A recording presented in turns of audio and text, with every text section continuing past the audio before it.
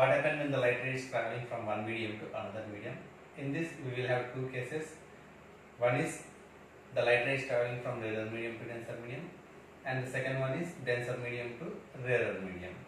And then after we will discuss our calculation of the angle of deviation, then after Snell's law and how to apply Snell's law. These are the things which I am going to be covered in this video.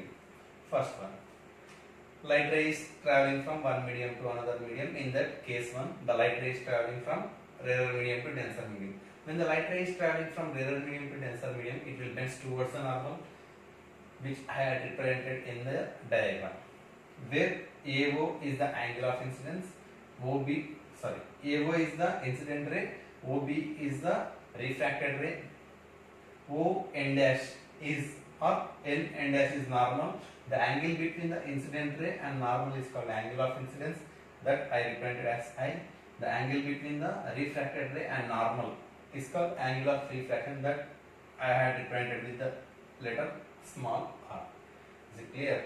When the light ray is traveling from rarer medium to denser medium, it will bend towards the normal to obey Fermat principle. Now I am going to be calculate the angle of deviation. Angle of deviation is nothing but how much angle the refracted ray is deviated from its original position. So for that I am extending the incident ray in the same direction. Now this angle nothing but AON dash and NOB dash are same. Why? Because they are opposite angles, vertically opposite angles from mass terms. So this term, this angle and this angle are equal. Coming to the angle of deviation, so this is the original path of, this is the actual path of the incident ray. So the refracted ray is deviated by this much angle. Is it clear? So the angle of deviation can be, so total angle minus refracted angle, nothing but I minus R. For this condition, the angle of deviation is equal to angle I minus angle R. When the light ray is traveling from rarer medium to denser medium, it will bend towards the normal. This is the first sequence which we had observed, and the angle of deviation is nothing but the incident angle minus refracted angle. And one more thing you should remember, children, whenever the light ray is traveling from rarer medium to denser medium, during this consequence angle of incidence is more than the angle of refraction. This is very important consequence. So the angle of deviation is nothing but from the incident direction how much the refracted ray is deviated, that is called angle of deviation. Coming to the second case, the light ray is traveling from denser medium to rarer medium. When the light ray is traveling from denser medium to rarer medium, it will bend away from the normal. Here also I represented AO as incident ray and OB as the refracted ray. N dash is the normal, I is the angle of incidence, R is the angle of refraction. So to calculate the angle of deviation,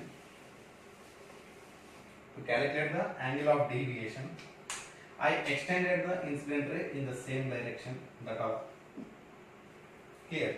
Now angle AON and angle B dash ON dash are vertically opposite angles, means these angles are same. Is it clear? Now the angle of deviation is, actually this is the direction of the incident ray. So this much angle is deviated by the refracted ray. So this is the angle of deviation. So for this condition, angle of deviation is equal to this angle minus this angle, angle R minus angle I, nothing but refracted angle minus incident angle. So during this condition, nothing but when the light ray is traveling from this medium, denser medium to rarer medium, angle of refraction is more than angle of incidence. Is it clear? Snell's law. So many of the students will say that the definition of Snell's law as sin I by sin R is equal to constant. But it is not definition, it is the formula which I had written here. Is it clear? Sin I by sin R is equal to constant. Yes, of course, it is correct, but it is not definition. How will you define the Snell's law?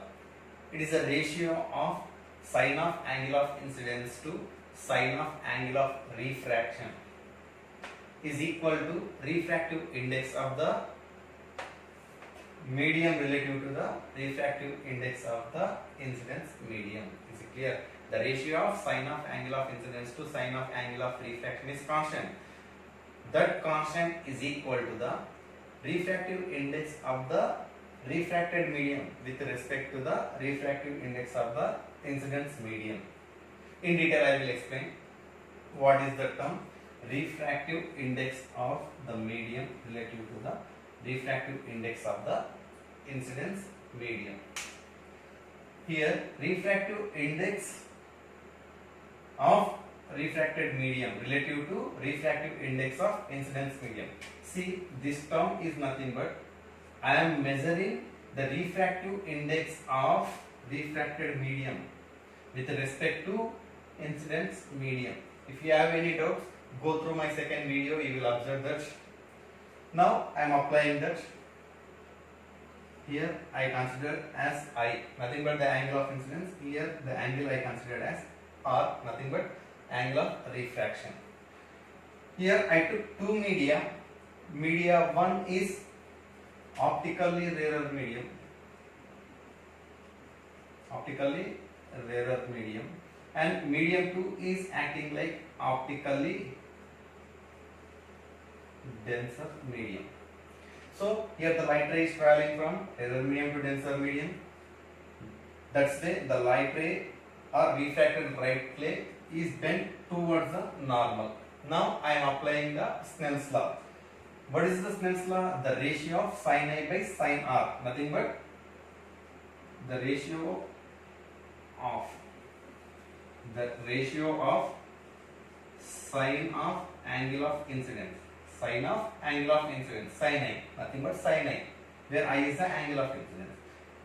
To sine of angle of refraction is equal to here have the terms n1 v1 lambda 1 n2 v2 lambda 2 where n1 is a refractive index of the medium. Whose medium? See, in which medium the incident ray is there, that medium I will consider as incident medium. Incident medium. Clear? In which medium the incidence is happened, that I considered as incident medium. In which medium the refraction happened, that medium I will consider as refracted medium. Is it clear, children? So this is the incidence medium and this is the refracted medium. So N1 is the refractive index of the incident medium and N2 is the refractive index of the refracted medium, and V1, V2, lambda 1 and lambda 2 are the velocities and wavelength respectively. Here medium 1 is the optically rarer medium. I consider this optically rarer medium as incident medium. Why? Because in this medium the incident ray is passing, nothing but the incident ray is passing. That's why I consider this medium as the incident medium. Coming to the medium 2, I consider that as the refracted medium. Why? Because the refraction phenomena happened in this medium. Is it clear? Now, as per the definition of Snell's law, sin I by sin R is equal to refractive index of the medium relative to the refractive index of the incidence medium. Is it clear? Refractive index of the refracted medium relative to the refractive index of the incidence medium. So now we are measuring the refractive index of refracted medium with respect to the refractive index of the incidence medium. So I am measuring this refractive index with respect to the this one. So what will you get? Refractive index of refracted medium divided by refractive index of the medium 1. If you have any doubt, go through my second video, then only you will observe or understood this concept. N2 divided by N1, nothing but N21. But N2 can be written as refractive index of medium 2.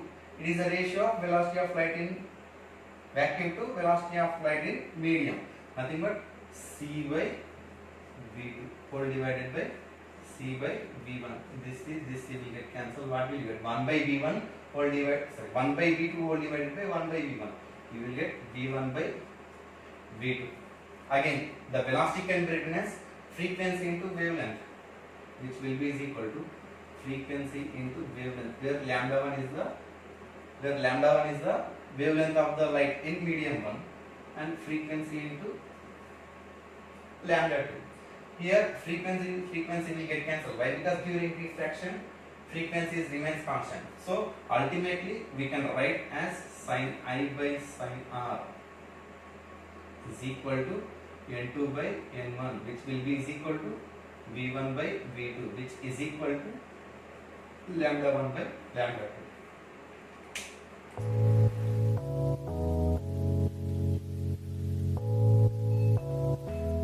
For this situation, now we are going to apply Snell's law.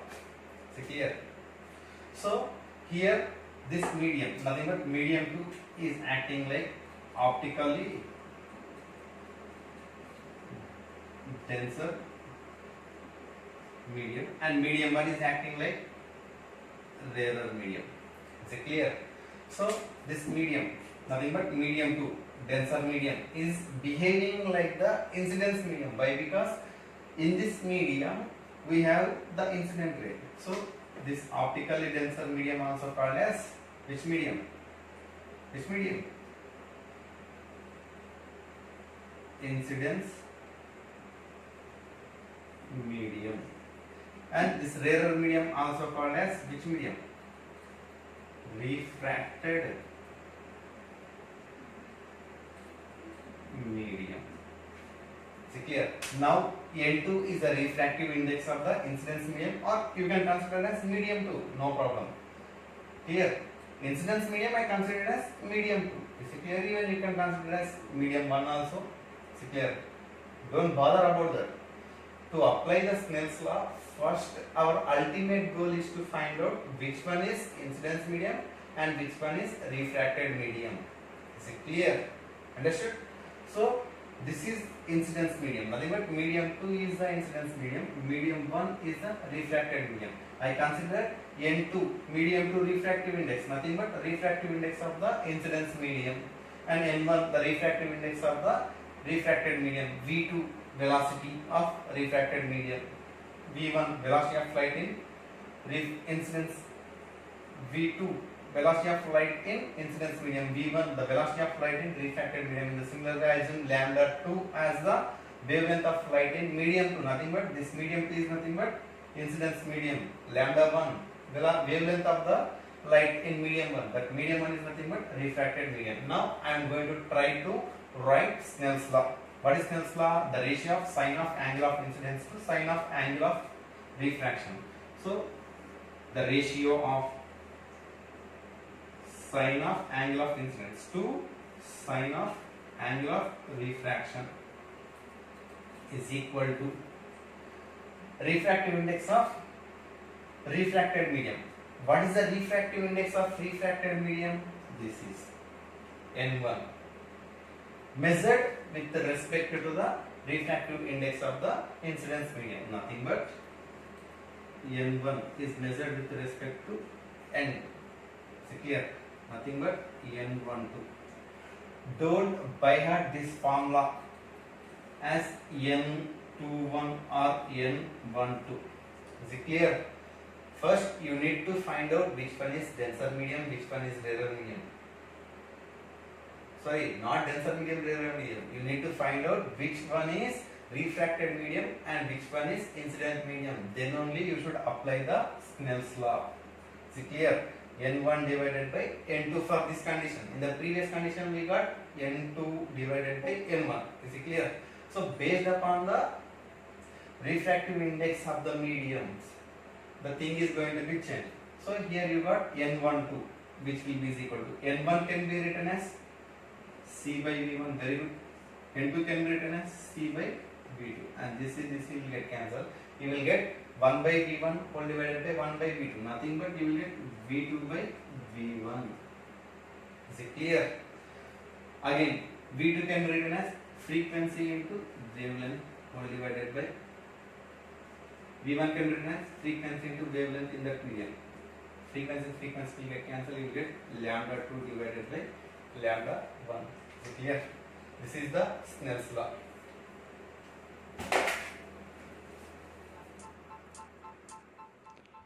Please subscribe for more videos. Wow Academy for Physics. Thank you.